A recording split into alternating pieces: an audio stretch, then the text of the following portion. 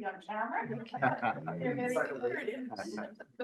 All right, well, welcome and thank you so much for coming today. My name's Barb Edbridson. I'm the president of the Historical Society. And we are on this grand mission of building a Japanese Canadian history pavilion. So we just wanted to let you know what we've done to date. So we've approached Council for Land. They have given us a piece off of the edge of Matterson, which actually oversees an old Japanese village site. So it's a perfect location. We have hired Jacqueline neighbor somewhere here to fill our grant application for the funding that we're going after. We also hired Matt Harbridge to assist us with the building aspects because we don't all know about those architectural, things that we need to do. We've had some soil samples taken of the site. So because it was sitting back beside Imperial Oil, we're hoping that there's no leakage onto that site. So that has been done. We have a council resolution to provide and put in as part of our grant application. We have Jason, with us today. He's also doing some drafting of what the image might look like for the structure. So it's looking to be like an open air pavilion in a Japanese build. And then it'll have history panels inside that will depict the history of the Japanese Canadians that lived in Ucluelet pre-war up until the removal of wartime and then coming back after the war. Our grant application has to be in at the end of February. So we're just, this is our information session with you guys, just so you can see what the idea of this workshop we're doing, or the grant application we're doing, the building style, and we would love to hear all your input, your family stories. If you want to share family pictures with us as well for this project, that's great. And we also would appreciate if you don't mind helping with a letter of support towards our grant. And then I'm going to turn it over to Jason to talk about some styles of build. And then Katsumi is going to talk about the Japanese Canadian Legacy Funds today. All right. So if you are on Pelham Street and you cross towards Imperial Oil Road, it's a road right away and it goes right off the end. So if you're looking from Grandpa Edbrinson's house, and then there was Imperial Oil down beside him, and there's a road right away because that road is kind of on an angle. Over a cliff. So we've got some sites back here on the maps back here. You guys can go check it out, but the road, it just comes off the road. There's a bit of a higher spot to one side, and then Dave McIntosh's house is right next to that. So it would be up on and then looking back towards the, same side Dave McIntosh's house. So Just to the right. Yeah, so it just drops off a bit, so the structure will probably be road level because it'll, depending on our grant and funding, what we get. So if we want the structure to be above ground, it's gonna cost a lot of money. But if we try and keep it on the side of the mountain and it's down like 6 or 8 feet, then it'll might be a little more favorable for us. Okay. So we've done the soil sampling just in case there's any leaks. Both lights. And we'll see how that goes. Council has said if that does not work out for us, they will give us another spot. We do have like the resolutions on the back if you guys want to read letter, like they just agree that they will find a piece of land for this to take place. So we have their full support for that. Yeah. Barb, would you ask that online that they mute, that somebody's not, It's just Marlene, I think, that's not, Could- she could can't you- hear She us. oh, she can't hear. Oh. Yeah, so she has no volume, unfortunately. You've got- Everybody else is muted, just not Diane's. That really, sorry. Okay. Yeah, so Jason, did you want to try and talk about the style of the building? Hajime, nice to meet you. I'll touch more on that location and everything in a bit, but maybe first you'd like to know a little bit about me. I've started doing Japanese carpentry back in 2019. I'm a carpenter of, let's say, approaching 30 years in construction in general. But yeah, I came across this Japanese carpentry just as an extension of self-fulfillment, and through that, I ended up going on a pretty remarkable journey. I was found by a Japanese TV crew last year. They took me to Japan and introduced me to some Japanese carpenters. Got to see a lot of temples and shrines, and it was basically a life changing experience. It was pretty amazing. But this was all a product of my own devotion, what I believe in, and you know, just what I'm committed to doing for the rest of my life. So when I found out about this society and the intentions of honoring the Japanese Canadian community that lived here, I felt instantly compelled to reach out and take part in this, because what I've learned so far and where I'm going with this do nothing but honor everybody that is involved in creating the most authentic structure that could hold this history and story that you want to tell. So that's me in a nutshell. So I brought a bunch of things for you to look at later. They're hard to see from here right now, but I did make a drawing of the structure that I've designed. And I've also brought some items just to help explain the joinery that's involved, which just is a testament to the quality of the build. So about the site itself, what's been chosen and is the #1 option for the site, for the structure to exist, is a hillside. It's very steep. It's challenging to build off of. Not impossible, but challenging nonetheless. And for that, what I've drawn, there's this one corner that's the highest to the street. It still, to me, looks like it's going to be down the hill to some degree before the base of the structure exists. But I think that this could be done in a creative way that doesn't make it need stairs or it's hard to access. It's just, that's the way it is. The size of it is 15 feet by 15 feet. That's 12.5 tatami mats. And with that, there's really not much more to say other than looking at it to see what exists. The uniqueness of it is the assembly of various timbers and using natural logs. And this is called skia style. It's Japanese style based on architecture style that is found in Japanese tea houses and machiya houses, kaminka houses.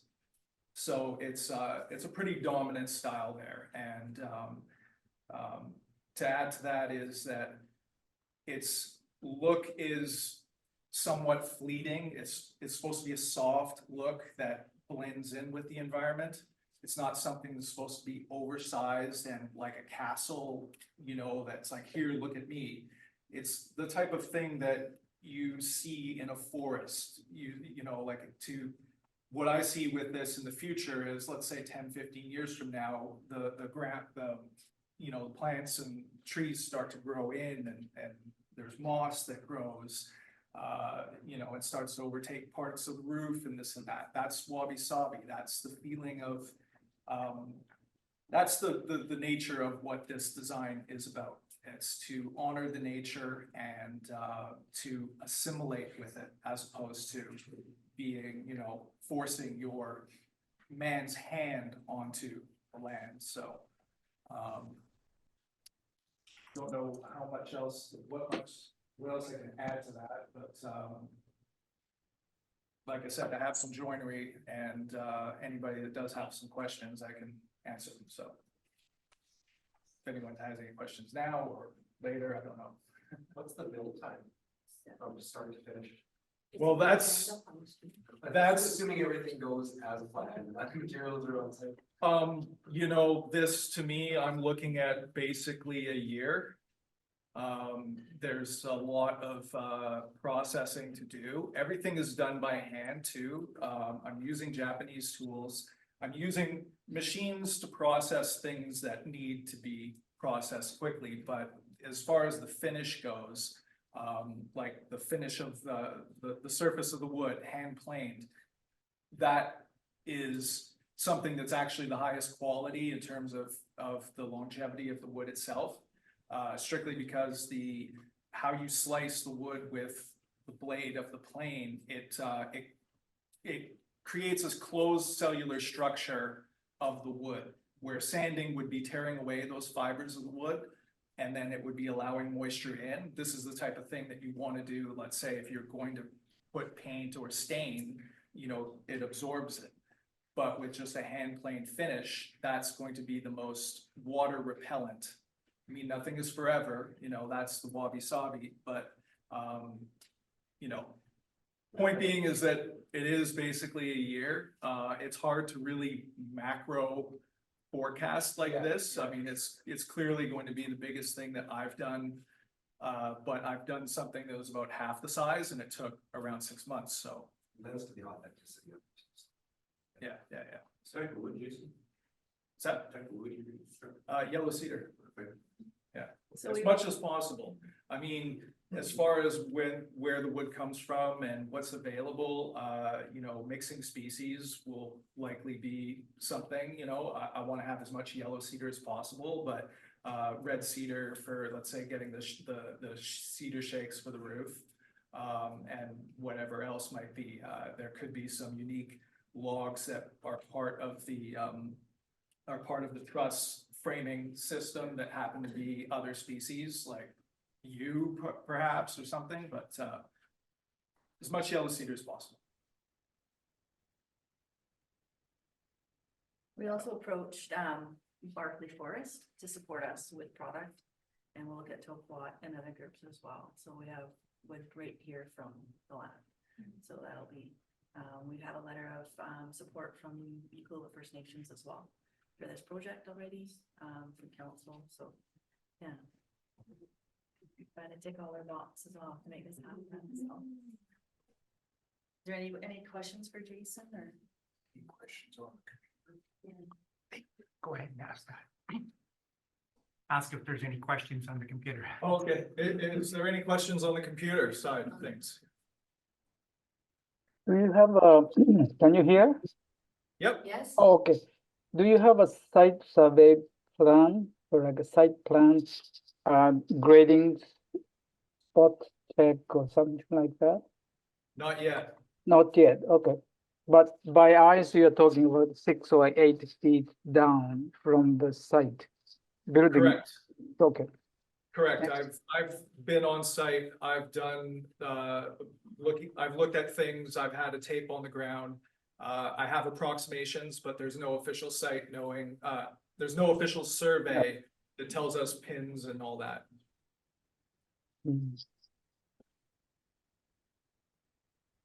Is this the right of the way by the city to approach access to the beach area by city services or emergency access?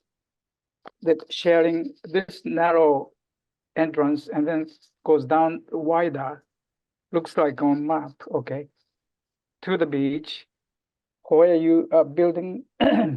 So some vehicle goes down to the beach, is that right? No, the Okay. structure itself is actually very close to the beach, the street. Street, yeah. There's no beach or shoreline access. That's far down. Mm. So it's all right at the top where the laneway is. Okay, well, public vehicle or a private vehicle like visitors parking can be accommodated on that lower part of that site. There is a parking lot right beside the area. Oh, yeah, separately Yeah. Oh. across- on the street level, of course. On street level parking. Yeah, sorry. okay, all right, thank you. And then this pavilion looks towards this beautiful mountain Yes, Yes. in the, yeah, okay. and the harbor. Yeah, fantastic, huh? So what's the footprint of that building? 15 by It's 15 feet by 15 feet. Okay, thank you. This is not open air structure, it's enclosed, right? This is. Correct, Mhm. correct. There's a roof. Yeah, There's no walls. The walls themselves are hollow. What you see is in the lateral, is structural. These are structural, connecting the posts and everything together. well, if this works for the exhibit you're thinking of, that's okay, but this display is quite accessible by the people, right? Yeah, we can see it. Thank you. Okay, so this right here would be a perspective of standing on the street. And the path, it's going to be a gentle slope, nothing steep, something that could be accessible by wheelchair. That would lead you down to the entrance here. So user friendly in terms of pedestrian accessibility. Right. Okay, this is just with the roof on it, and it's also, see the entrance here and the entrance, this is the entrance. It's just to show that what it looks like with the roof on top of it. I drew a bit of a wraparound platform here because just to present the options that perhaps there's a little bit more area that we could claim if it makes sense with the construction side of things to have as much space as possible to use the site, because it is quite steep. And here is a bit more of a detailed look at what the roof assembly would be like, the roof framing. The one is looking top down and the other is underneath looking up. Oh, okay, soft ceiling. Yeah, Yeah. this is looking upwards at it, like if you were inside the building. And and this here is, we're looking top down. And this is what I meant by Skia style. This is the use of these log beams in their natural warped shape, and creating a lattice-like effect of layering them on top. The posts that exist above, those are supporting the purlins that will then support the roof framing. And those are also held together by this array of lateral braces.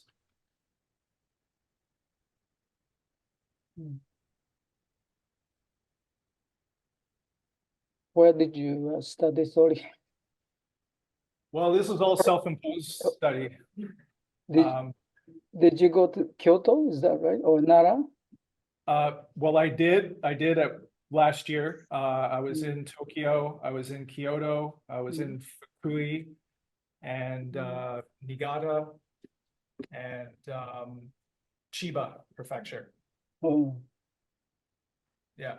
for learning how to say, practicing the journey like a carpentry. Is that? Yeah, okay.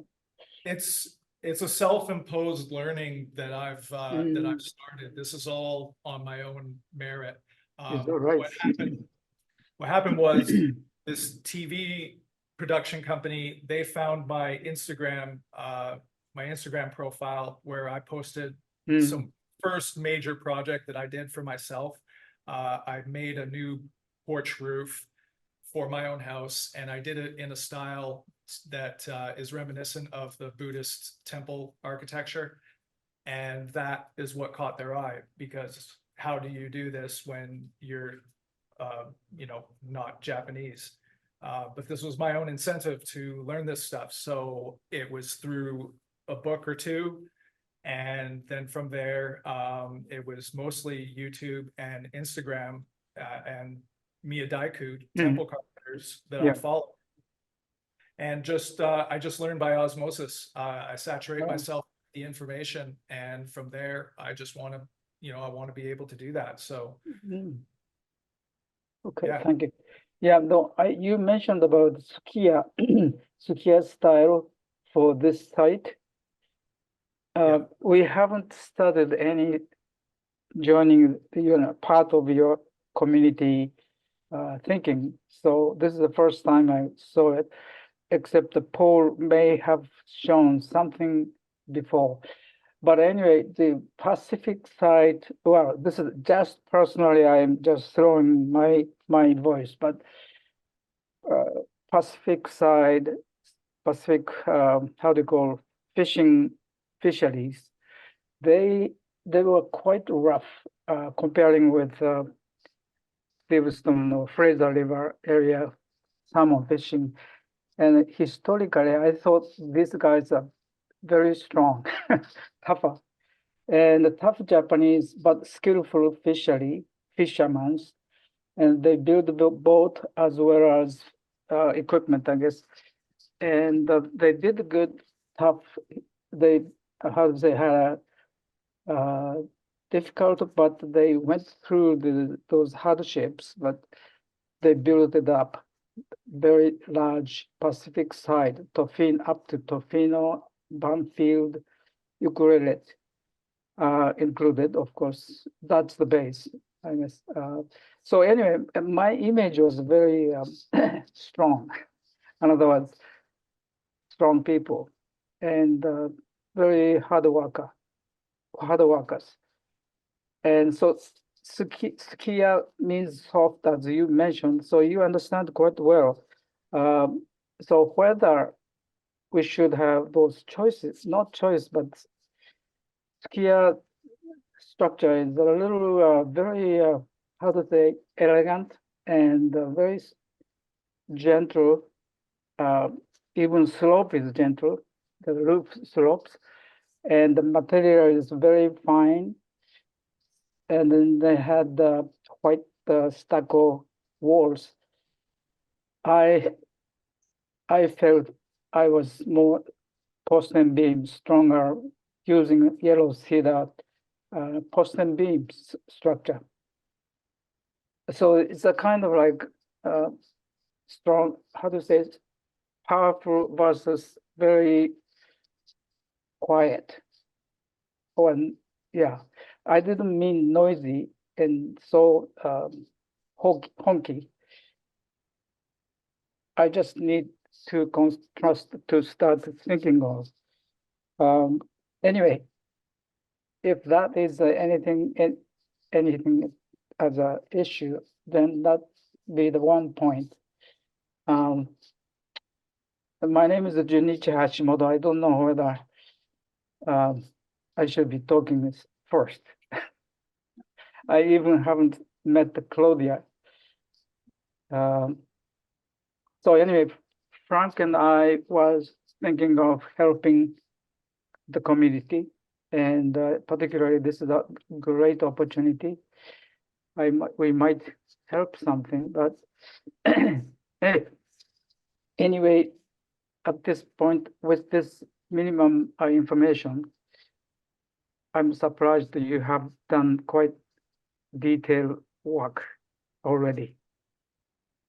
So it's a little bit at the, how to say, jump we have to make, if that's the direction you're thinking of. Okay, I stopped saying anything. Yeah, no, I just wanted to say that I understand what you said Yeah. about genius and all of this. To me, I put a lot of thought into the idea of something that would be distinctly Japanese to tourists, people that would come here straight from Japan and would see something that instantly feel like home. You know, so that's a little bit more in the mindset of something that is from Japan as opposed to immediately here. To speak on what you said about the fishermen and those people and that particular lifestyle, of course, these structures themselves that they would build to live in would be of the most basic quality, which is again, the whole thing about Skia is also that it's always meant to be like the house, the dwelling is considered temporary. It's not something that it's something that always Oh. changes, whether there's more family members, the needs of the family change and they add on to things, and it has that very practical purpose more than any aesthetic consideration. For me, to answer what you said, and to work together in thinking about this, you know, I always enjoyed I wandered around Tokyo and Kyoto, and all of the back alleys of like warehouses, rundown houses that weren't anything as you know, aesthetic marvel, but there's that wabi-sabi, that, you know, the rusted metal panels, the weathered look, that you know, very industrial, very hard, but with the how plants grow through everything, it creates a very gentle feeling to it. So I'm just speaking on the fact that, considering the designs of things, what I did here was completely for the sake of everybody involved to see something. I can talk about it, but you wouldn't know until you saw something. So yes, I've spent a lot of time in creating the drawings, but that is only so that everybody would understand and have the best chance of understanding So something. there's like a starting point. Yeah, that it's a starting point. But also to the point of trying to seek out grant money, it's also a consideration of, well, how much money do you get and how much can be allotted to the building of the structure? And for me to start to design something, I mean, this is my history as a carpenter, that I need to understand what it is I'm going to build. I'll draw as much as I need to. And with that, to understand just how many pieces of wood are involved in the building. And, you know, so it's something to work off of. Well, thank you very much for that statement. Community has to approve, so we have to let community people to speak up, of course. Also, Historical Society might have had program or concept, because if you had exhibits like display items, how do you exhibit is quite important here. Probably you are thinking of interpretive style center, right? That's why outdoor exhibit or semi-outdoor, covered outdoor open air exhibition space platform. Yeah, if I were to guess on that, it would be the idea of not having walls is something to help stop any sort of vandalism, or we have a lot of summer tourism here where you have people camping in there doing who knows what, and if the building is see-through, there's less of a chance of well, you find people doing things they shouldn't be doing sooner. That would be my guess. I mean, me personally, I would like to have walls, but you know, for the sake of the stability of the structure, but that's a different story. I think that what I've designed would cover it in a structural sense. So, you know, that's just to answer the see-through facet.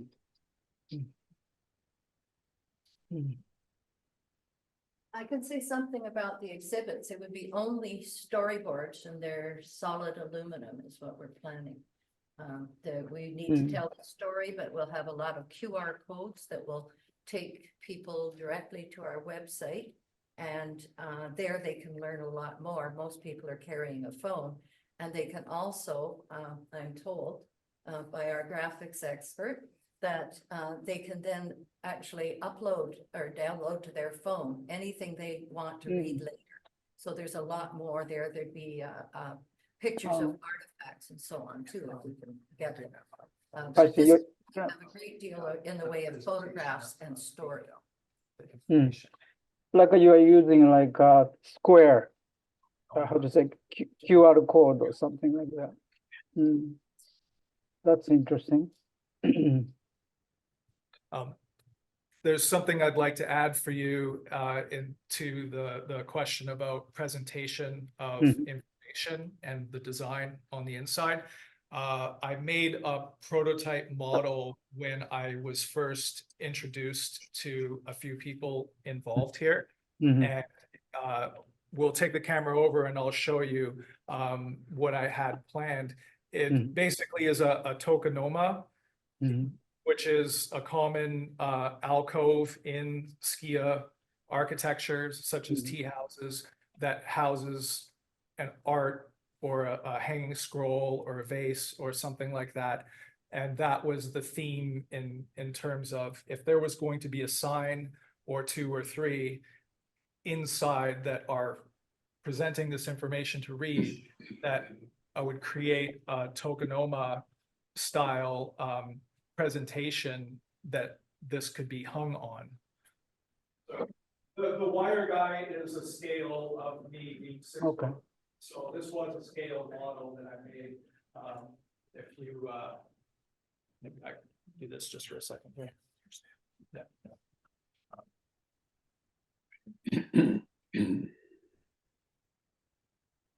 Mm.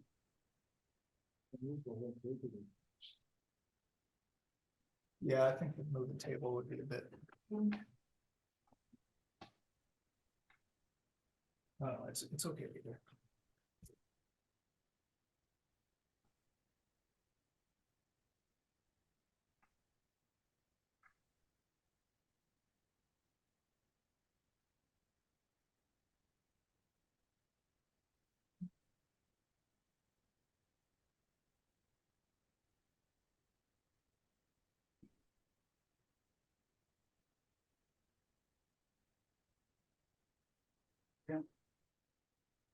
I know what you're thinking of.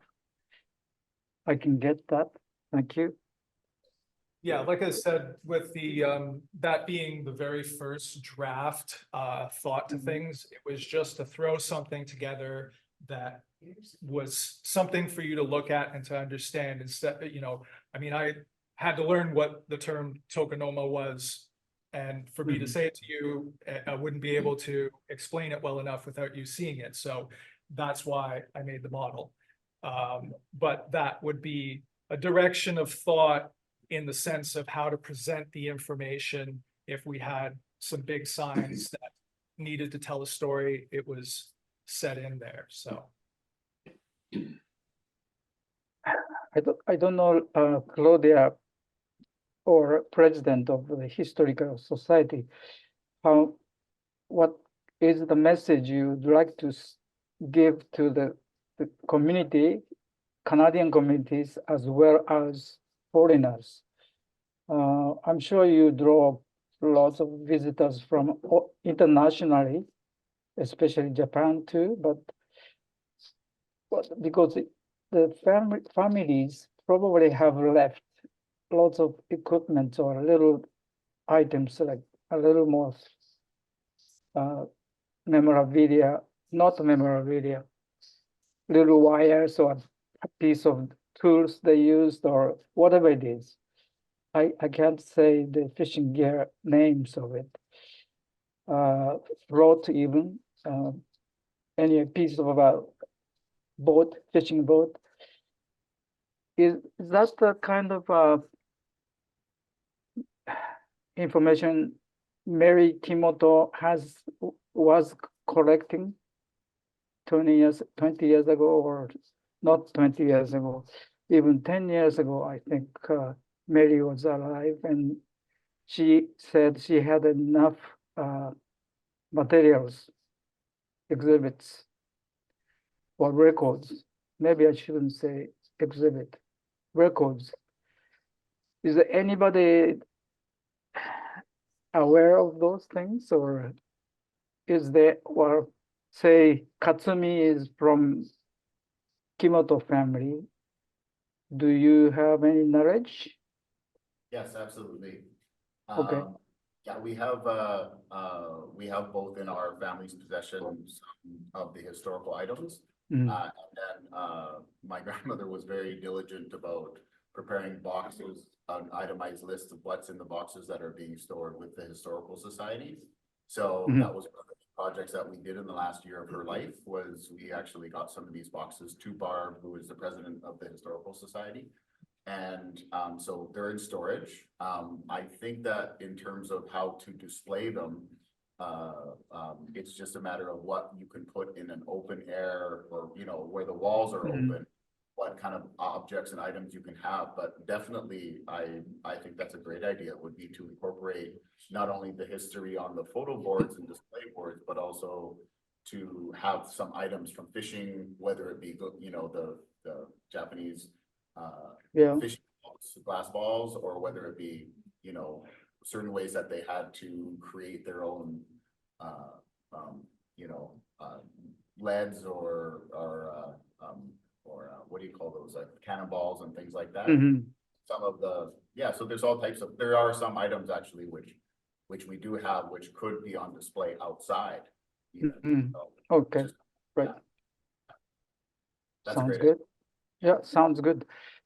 Well, of course, the big other question is obviously at this stage, you are planning to do in the long-term future or just for this deck shelter, like simple start for outdoor, and maybe visitors can sit around and look towards the, you know, water and mountain. Like, yeah, sitting that edge is quite nice. And so on that class, safety of display is my concern. And what it is, legacy societies, the budget funding up maximum funding amount. I'm not aware of it for you, your community, and I like to know. And also, you have a long range plan or short range only.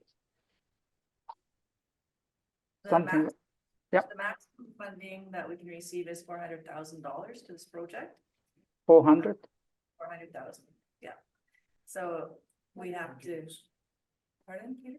No guarantees. Yes, no guarantees, but, so the No, no. structure has to stay somewhat smaller to compensate for that kind of funding. It's not enough to build a large establishment where we can do. No, no. Also, if we wanted to have it enclosed and lockable, to have exhibits, you know, that puts more responsibility on the Historical Society to have someone to be present all the time, so there's no vandalism or any theft. We have to be very careful because, you know, people will steal things quite Yeah. easily. The district will take possession of the structure once it has been built, and they will care for it and maintain it. And the Historical Society will be responsible for the storyboards. That is the agreement that we have reached with the district at this point. When you get the funding, how long, I get the, 3 years. Start to finish, 3 years.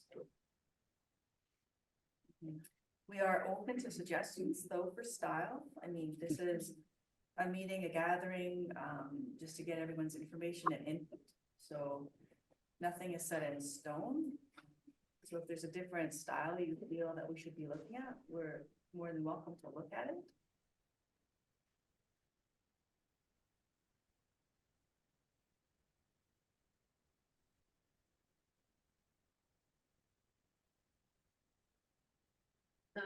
I have a question. To Jason, you presented 2 different styles at the last meeting that we had. Yep. You don't happen to have the second style with the second. I do. You do? I do. Would you be able to show that? or- Yeah, for sure, I can. To speak on that, I guess to say about what was mentioned already about the types of artifacts that you might want to show in the museum-like setting. you know, and this is what you said, Barb, about how, you know, there is a real thought about how, you know, to guard this from vandalism and theft. So there really is how much can you do without there being too much? And that is a main focus in why I designed in the direction that I've gone.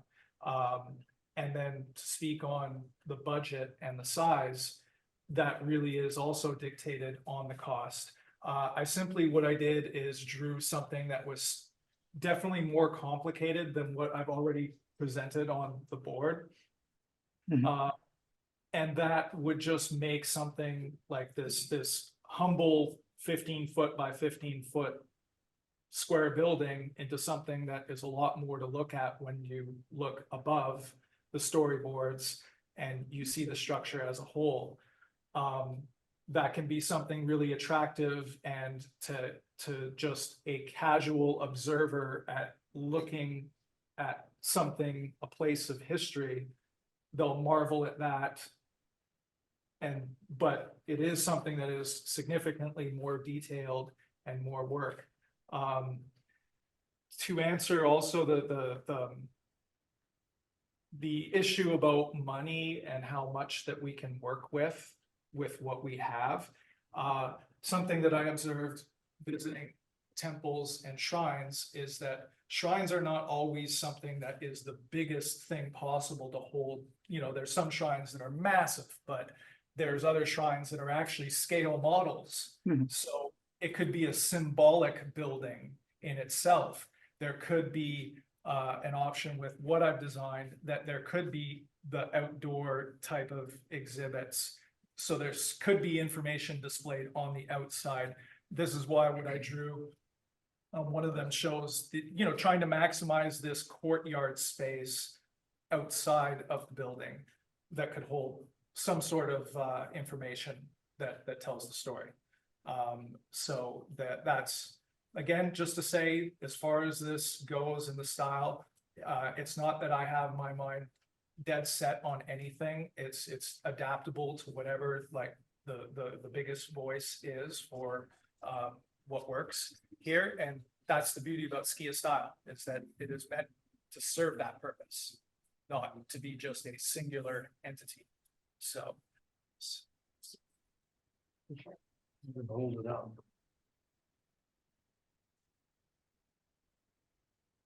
Dave McIntosh's house. This is Madison Drive. This is the Japanese village on Imperial Lane. The lot, the road allowance goes this way. it's a little bit awkward because you're actually getting a mirror image of what it is. So. Oh, okay. All right. So this is Imperial Lane. Yeah, it's Imperial Lane, and it really, this was the very first thing I drew with just acting on imagination alone. So the ramp that goes down to the entrance, it really wouldn't be that. It's not that extreme. So just imagine that not being there. But it was just me adding a hip roof, just a single hip roof with a gable roof that then went off of the top. And, you know, from the inside, there's really quite a bit of extra detail in the construction of it. But from the outside looking at it, it invites the eye into thinking that the structure is much bigger than it actually is. Which, you know, again, that's just an inviting factor. So when you look on the street, if you want to go to maybe one of the next one over. This one? Yeah, so that would be like if you're looking right from the street at the building itself. So beyond the building is water and the opposite shoreline. You can go back, just back. No. Like pan out. Oh. Sorry.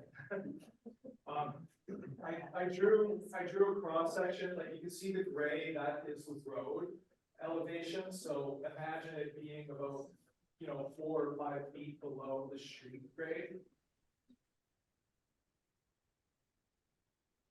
But this is just, another version of, just my design mind working of, how complicated it could be, how detailed it could be.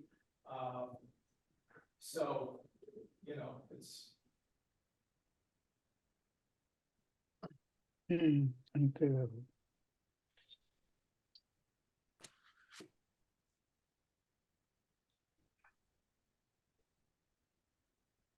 that front part here, when we look at this roof along the front, again, to what Katsumi said about, any outdoor, stuff, like this roof, it could extend out as far as it needed. If it was like something that extended out 9 feet, so be it. I just drew it so that it was 2 feet and it was more of an aesthetic thing. And more than aesthetic, a rain deterrent for, a lower sill, which will get all of the sideways rain that we usually get. Jason, can I point out that the microphone is actually right here? So they may not be hearing as well as. Yeah. I was going to ask. Everybody needs to know. Yeah, echoing quite a bit. Okay, all right. Well, what I was saying about the, to the question that was brought up about fishing artifacts and the presentation in an outdoor setting, this is where the front courtyard type area, if this roof, this Hisashi was extended out, right now it's drawn at 2 feet off of the building, it could extend out 7 or 8 feet to hold, some sort of, fishing, equipment, or anything, a signboard out there perhaps. That there is, this is where I'm thinking, if you just go to this one here.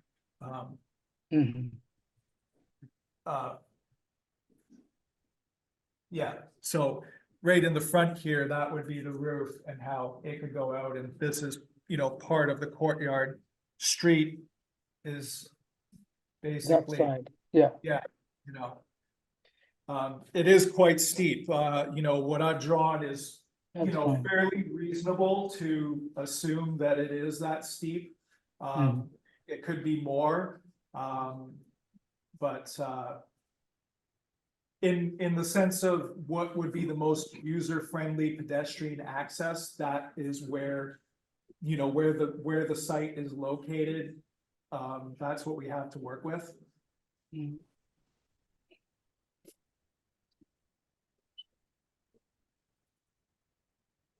Yeah.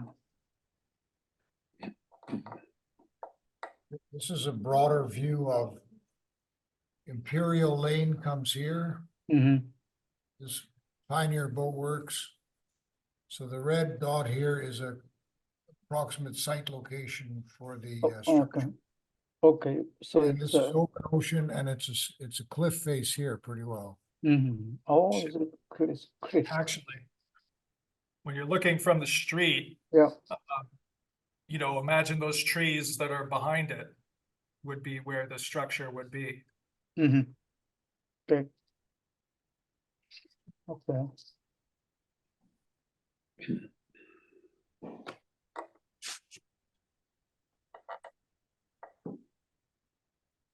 So you, Jason, you figured out that the scale you have built up to date looks like within the budget.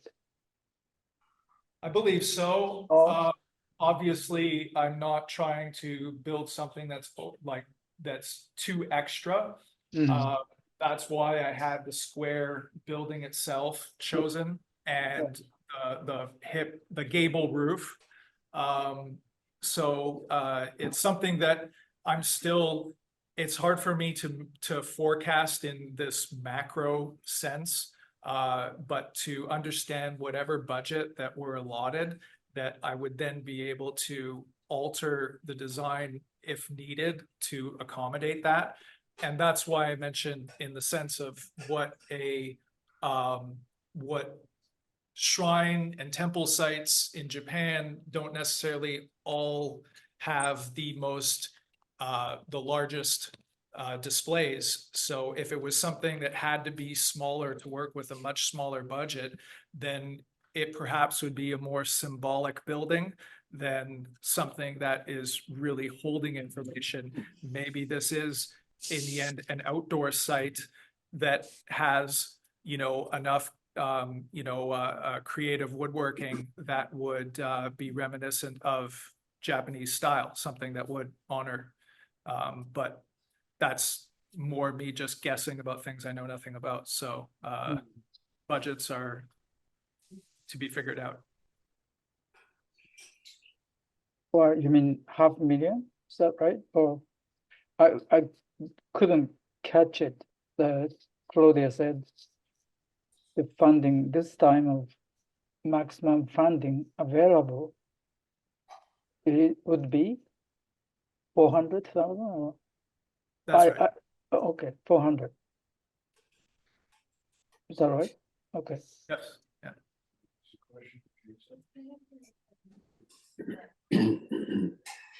Question? First of all, thank you for having me here and thank you so much for this explanation. I'm half Japanese and my mother's first generation, so I spent a lot of time in Japan. My family's over there. One thing that Jun Ichi-sensei mentioned that is really sticking with me is the comment about how the style that you're showing us, and thank you, it does ground and make it feel is softer, and that the people of this region, the Japanese people who are here, were tough and strong and kind of this land. And I think as I'm listening to this and as I'm thinking about my mother or my family members from Japan who would come and visit and see a structure like this, I know that I can hear my mother's comments would be kind of echoing what Jun Ichi-sensei was talking about how there's that clash around the softness and the toughness. And I know we're early in this process, and I'm so grateful to be able to be here and be part of it. I guess my question is around the brief, and we're talking about these really interesting ideas and about including these artifacts and different things. And I think as I'm listening, it's so exciting. And I keep thinking, like, how is this brief getting developed, and how can we make sure that it's like, if that is important to us, that we kind of honor the people, the Japanese people who are here, that were had that more kind of tough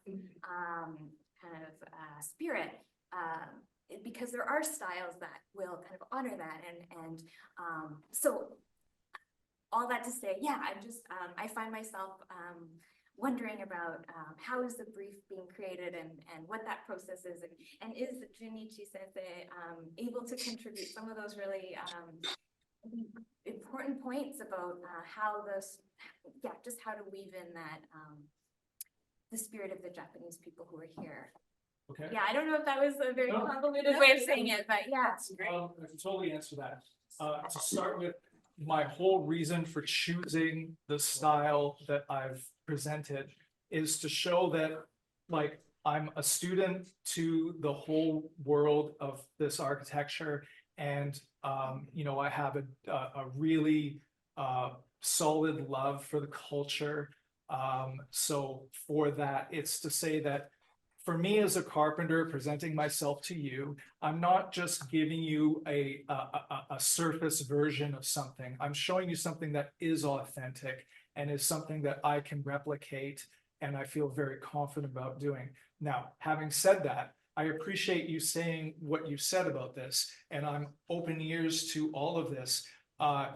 It would be that if I had chosen that as a start, I perhaps might have been forcing a design that was immediately less easy for a very casual observer to see, because to speak on the toughness and the resiliency of the surviving here and having a place to live is that the building isn't exceptionally different.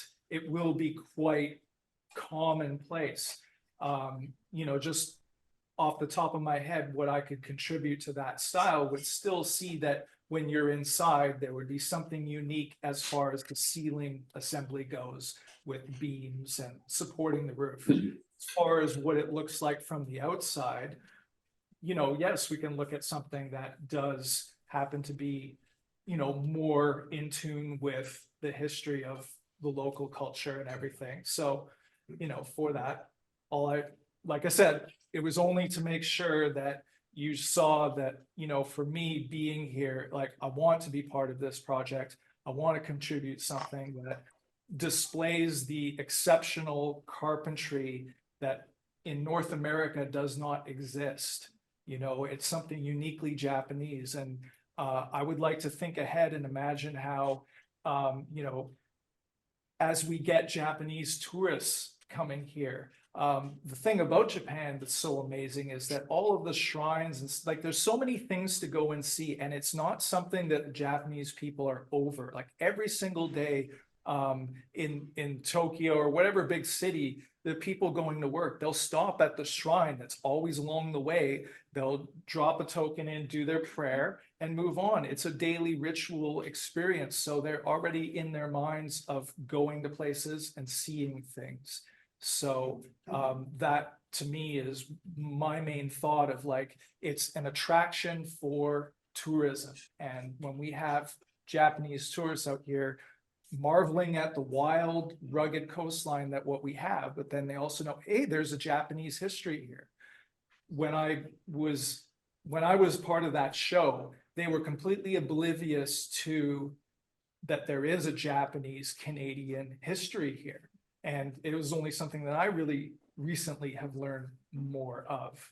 So I think it'll be something of immense fascination from Japanese that do visit, and it'll be a real jewel for the community. So, you know. Just 2 points on that. First thing is I can feel the respect you have for this craft, and like I can feel your dedication. So like I can see you're like the right person. So like just want to say that. And I guess what I'm concerned about is like how do I say this? There's like a fantasy sometimes about what Japan is. And like I guess the question is like, who is it for? And like who are we like building it for? And so I really don't want this to come across the wrong way. And like again, this is my first meeting on this and I haven't been involved with this project, but I guess I always just worry like I just really heard that comment so deeply around like the softness and is it the right approach for this? Because I just know my mother, if she came and she may have that juxtaposition too, like, oh, this is a soft style, but like this isn't matching the thing. And I'm not, and maybe it is the right approach, and I literally don't know. But I guess I just want to ask ourselves in this room, like, who is it being built for, and who are we honoring? And I wouldn't want it to be like a toy version of Japan. That like tourists think, oh yeah, it looks Japanese, but it's like a simplified version. And I don't think that's what you're doing, but that is the emotion that I'm trying to convey. I totally get what you're saying. I respect hearing these things because this is how the design process works. That's how we evolve to not have any afterthought, not have anything that's like, oh yeah, really this, doesn't recognize the whole purpose. So for that, I'm absolutely on board with the idea that it does be more in tune with the people that it's here to honor. Absolutely 100%.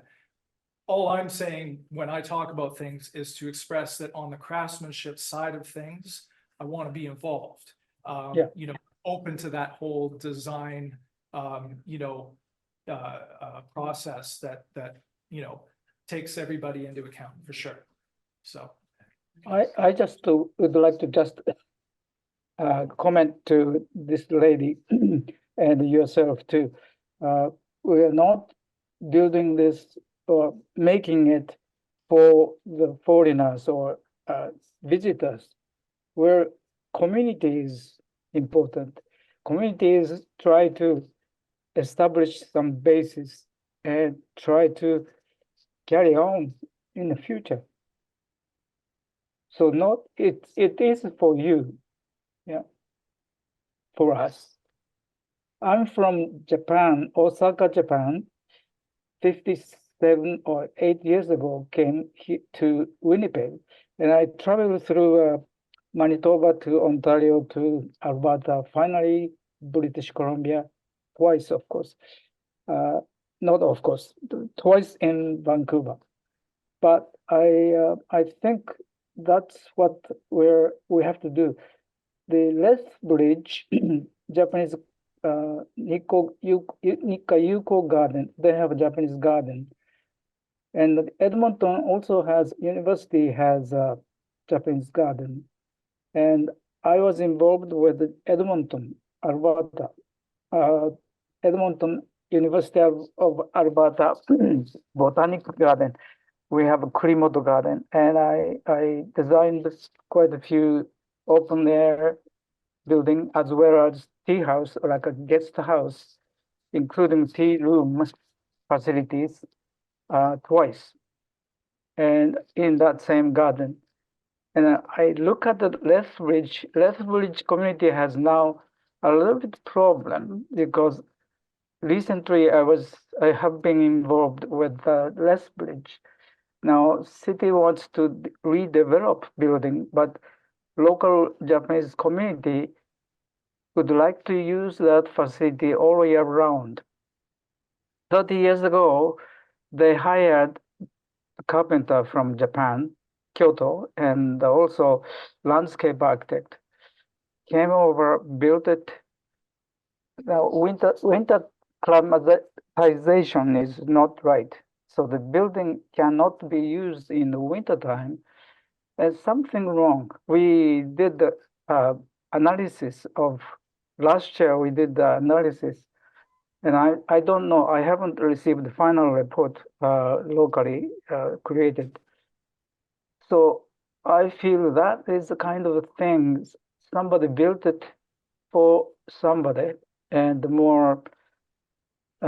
It's called the Japan Canada Friendship Center at the garden, but is really maybe not yet successful. And even they have a problem right now. After 30 years old, ski style building, they have to put the wintertime, they have to change the structure. They have to support eaves. And funny buttress is coming out. And winterized, so not winterized, so they cannot use winter season. And that is sad to me. It's quite sad. And probably that is another aspect of the local community is fighting for. I don't know if 100%, but I gathered that's the situation. So anyway, it's nice to understand the climate, and Ucluelet has a different climate, but you have to understand what winds, strong storms, and I would say ocean climate, and yet what is the main purpose you're building this up? So I think we have to think from inside out. I think Jason helped quite a bit, and he has a nice touch in the model. I see it, but community has to think about it. Even we're rushed by deadline for application, but still this is important. You have to find your standing point. Okay, that's it. Thank you. Yeah, it does give us some time for everyone to think and put their ideas forward. The drawings we have from Jason will go in with our grant application, so that's okay. Like that is not the building set in stone. This is that we're showing them that we had come to. So it can definitely be changed. We can have some tweaks on it. I'm really happy that it came out of somebody else's mouth besides me, because the whole notion of climate is so extremely important. And this is, I spend my nights, like every single night in bed, I wake up at 4 a.m. I have the same thing going on in my head. It's about whatever it is that I'm working on and building and how I see the problem and I'm trying to think of the solution. And my biggest concern about this site, as remarkable as it is for the vista, is the challenge of the weather and how we've got howling winds going right up that harbor and sideways. And I don't like the idea of an open structure, but it's to say that I'm acting on the first few voices that have come up expressing, well, this is what we're thinking about. And I act on that. So I'm like, okay, well, here's what we can come up with. I totally appreciate the idea of of it being stronger, because in the end, I don't want to build something that is too delicate for the environment.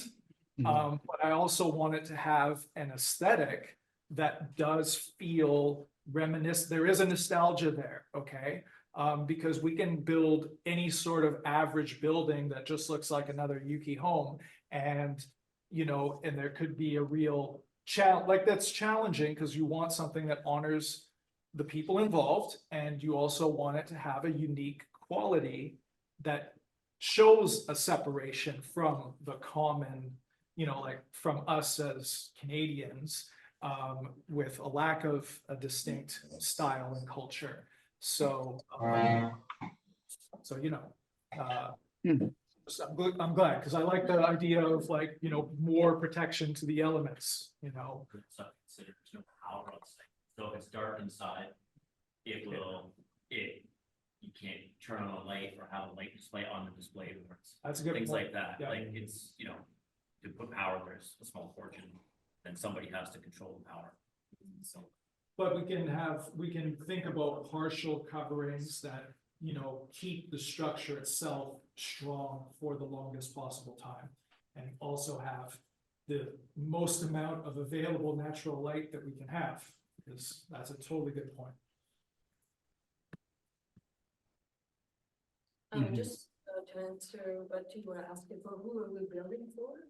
Like in the grant application, and the first thing we said is that it is built, it is planned for the people of Ucluelet. And it has the reconciliation and education goal to it. Because we want to tell about the history of the Japanese Canadian that have lived here since before 1942, I believe. And in 1942, they were more Japanese Canadians than they were Europeans. And that's what I mentioned in the grant as well, so they know. And this is the message that's going to be communicated. And it's also to honor the Japanese Canadian that have lived here. So that's the main objective. It's not all about the building, it's a history that is going to be told. And there's also a link to the education as well, because they're going to have a new curriculum on the Japanese Canadian that's going in the school. So we are getting letters of support from the school as well, so that they can have a little feel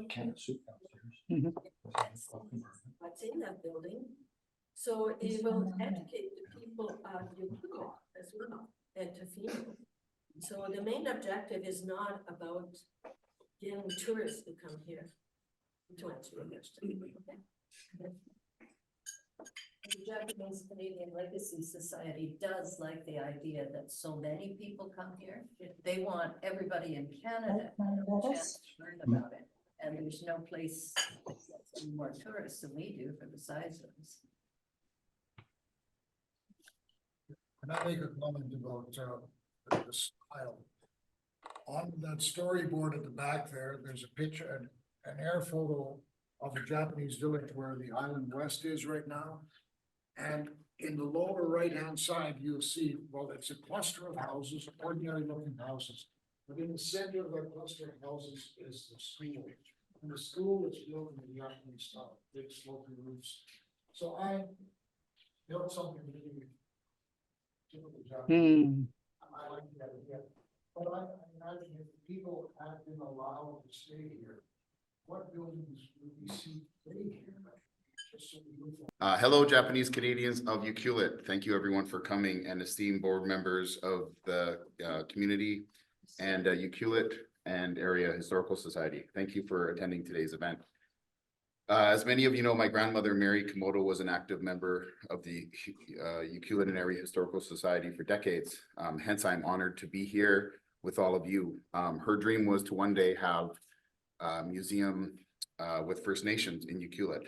And this amazing project that we're talking about today is a great opportunity for us to offer feedback. This is a real step towards realizing part of my grandmother's dream.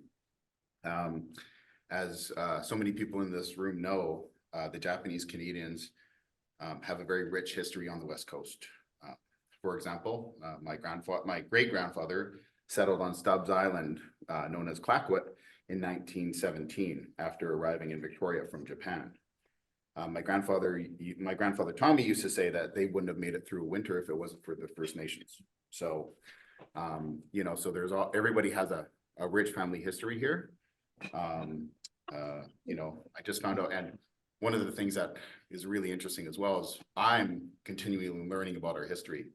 Just last summer, I read an article by Paul Correa, who's here on Zoom, and it explained that the Japanese Canadians outnumbered both the Caucasians and the indigenous here in the 20s and 30s, which I had never known. There was approximately 400 Japanese Canadians and 150 European descent and 150 First Nations. So, you know, thanks, Paul, for educating me on that. But there's a constant kind of learning that can happen here. And that's part of the reason that, yeah, you know, this project is so valuable. Like even back in the pioneering days, you know, the Japanese settled here in, you know, the late 1910s. As some of you know, I had the opportunity to do a project years ago where I got to interview the Nisei ladies of Ucluelet. Now it was such a meaningful project for me because I got to interview Shirley Oy, Isabel Komodo, my grandma Mary, Auntie Cooney, Frances Nakagawa. And one of my favorite stories about that was when I was interviewing Mrs. Nakagawa was her story about how many kids did she have? 10? Yeah. So how she had 10 kids and the 10 kids each had to share the bathwater. And certain kids got the hotter water.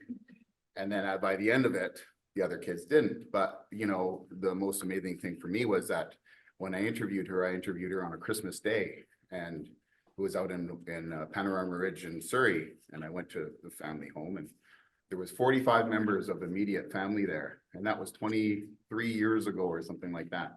And it was amazing for me to go, wow, like from one couple with 10 kids, there's 45 members of immediate family. And do you know how much there is now? There's so, you know, so it's really great because we all come from, you know, my great-grandfather's generation, and that makes me fourth generation Japanese Canadian. And now I'm, you know, my kids can grow up in Ucluelet. And so that rich family history that we're talking about, that rich Japanese Canadian history, it's definitely an important thing that people get to learn, right? And really realize where your roots come from. So that's one of the beautiful things about this project. What else can I say here? I wanted to talk a little bit about two other things. I've created a Japanese Canadians community, Ucluelet, on Facebook. So the reason I did this was to get the word out about this project, to be able to share it with the community. Now, this meeting here was a little bit more closed for Japanese Canadians to give their feedback to the Historical Society. But, you know, I want to promote all types of wonderful events, you know, things that Japanese Canadians are doing in the community, and also to bring us together. I'm sure many of you remember the Japanese Canadian picnics that we used to have when I was growing up. And, you know, we had so many wonderful, like the food was so good. And, you know, all of the the Nisei ladies and the Sansei ladies would create this delectable, you know, food, and we'd all go out to Wickaninnish Beach and share, and I want to bring that back. So part of what I would like to do in future is bring back events like that bring the community closer. And again, you know, can also share some of our culture, Japanese Canadian culture, with, you know, our Caucasian and all other walks of life and culture. So that's one of the things that I'd like to do with that. And then the other thing I'd like to talk about is the Japanese Canadian Legacy Society. So, and there's a lot of opportunity out there right now. And so I'm just going to read through the programs really quickly here. And so they have scholarships. The scholarships are obviously providing scholarships for post-secondary, undergraduate, vocational career studies, graduate studies, and Canadian post-secondary institutions. Another one that realm that they offer funding in is community projects. Another one is infrastructure. And I won't really get into them because, you know, I'm not going to tell you which one, but the funding that they offer is everything from $3,000 to $250,000 for a lot of people and individuals or community projects. It ranges from 10 to 40,000. So there's each category has 2 or 3 intakes that you can apply for. So it's worth investigating. A lot of the, just so you know, a lot of the deadlines for certain scholarships this year have already been closed from 2023, but I believe, and I don't know if Paul can confirm this or not, but I believe that they are going to have intakes for 2024. So, and obviously there's other major points that they're funding. The number one thing that they're funding is survivors. So if anyone was born before 1950, you should look into some kind of funding that you can receive, because that's probably the most important area of funding is actually funding the survivors, people that were, you know, impacted to the largest degree. There's also funding for the arts, for sports, and then there's also funding for intergenerational wellness. And this is something that I've also applied for myself, which is finding a way to heal and share your stories from being just Japanese Canadian, because whatever happened to our great grandparents or our grandparents or even our parents in my situation, some of that generational trauma was passed down. So, you know, so that's something that I think we can all share.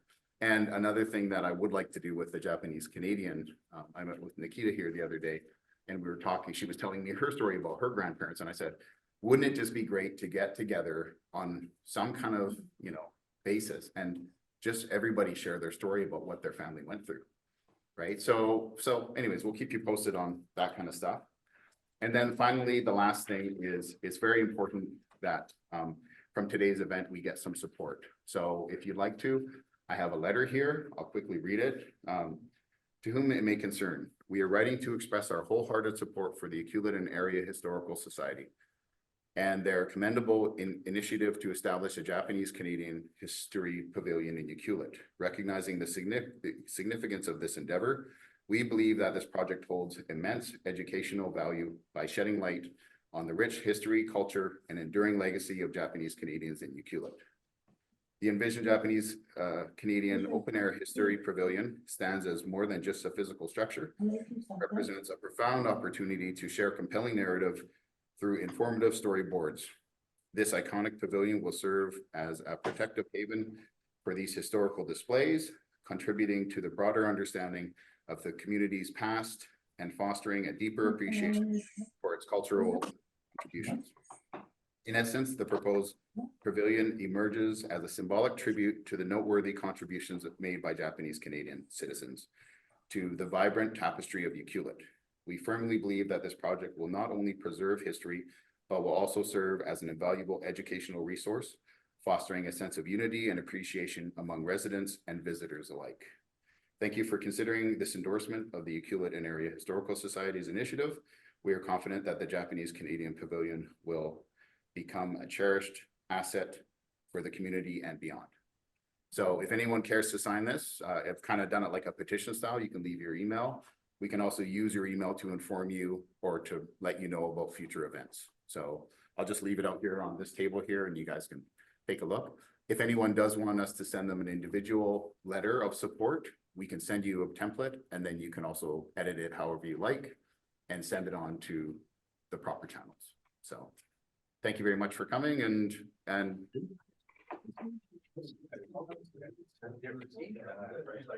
I guess I could go.